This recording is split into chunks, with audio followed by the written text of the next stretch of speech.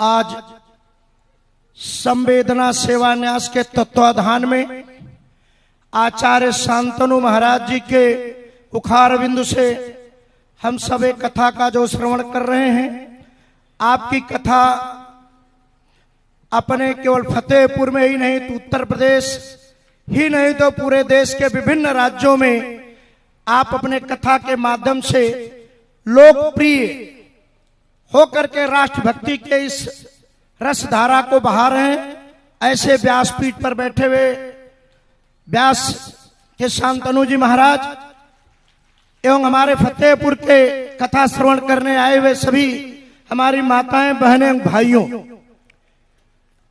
इतनी सुंदर कथा जिसका हम सब स्वयं जहां भी कथा होती है मेरे कार्य क्षेत्र में तो मैं निश्चित रूप से आपका एक दिन श्रवण करने के लिए प्रयास करता हूं कि जरूर जाऊं। अभी कुछ दिन पूर्व मोठ में आपकी कथा हो रही थी तो इससे बीच में बाधा नहीं बनना चाहता था, लेकिन जिस निमित्त कथा हो रही है इसलिए कथा अनेक लोग करते रहते हैं। अनेक कथावाचक हमारे देश में धर्म, संस्कार, संस्कृति के प्रचार प्रसार के लिए करते हैं, लेकिन आचार्य शांतनु जी महाराज जी अपने विद्यार्थी जीवन से इस समाज की पीड़ा को अपनी पीड़ा बना करके जीवन जीने के लिए निकले।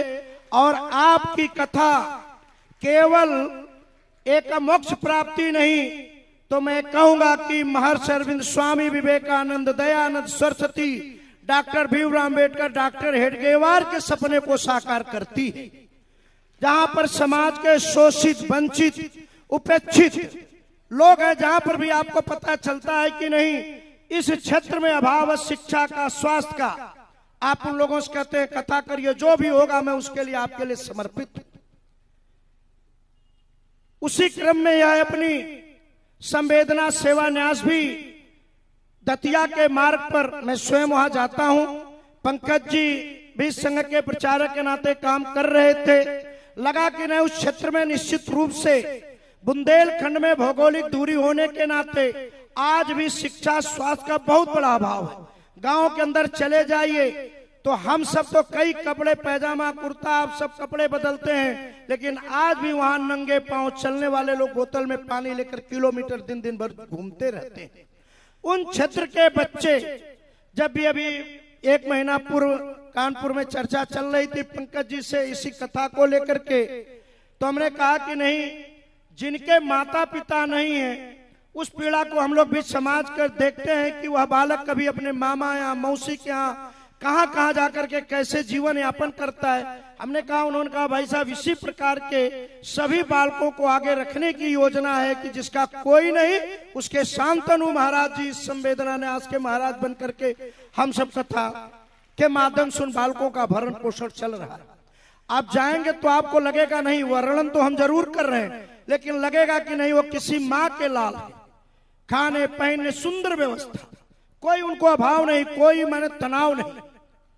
इसलिए आज यह कथा अनेक प्रकार के अपने करने का माध्यम है, लेकिन आपका जो भी आपने बताया है और मैं भी कह रहा हूं, मैं करता भी हूं और मैं घोषणा तो नहीं कर सकता, लेकिन वहां आज नहीं तो कल संवेदना सेवा न्यास का भव्य स्वरूप जैसी शांतनु महाराज जी की इच्छा, याद नहीं तो कल होना ही है मां के दरबार में।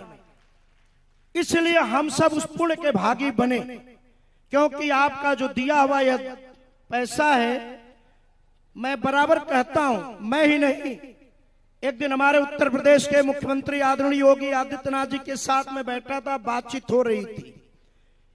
बहुत अच्छी बात, उन्होंने 3 साल पहले रात में भोजन के समय कुछ ऐसी बात हो रही थी कि उन्होंने कहा कि श्री राम जी इन गरीबों की, दिन दुखियों की दुआओं को लिया जाए, उनका आशीर्वाद लिया जाए, जीवन इसी से धन्य होता है।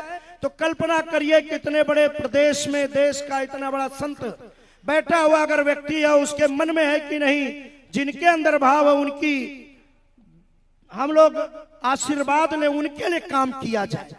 उन्होंने कहा जो शोषित, वंचित, अपेक्षित, जो अभावग्रस्त है उनकी दुआओं से व्यक्ति आगे बढ़ता है।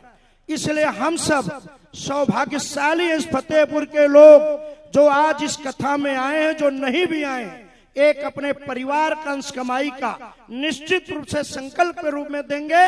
आप देखिएगा उसका 10 गुना आपके घर में महीना 2 महीना के अंदर आएगा। ये इस व्यासपीठ के माध्यम से महाराज जी ने आग्रह किया है, वो भगवान स्वयं सिद्ध करते हैं। जहां संकल्प होता है वहां सिद्धि आती है, जहां सिद्धि होती है वहां रिद्धि होती है। इतना ही निवेदन करते अपनी बात को समाप्त करते हुए, आप सबके भविष्य की मंगल कामना करते हुए बात को समाप्त करता हूं। भारत माता की जय।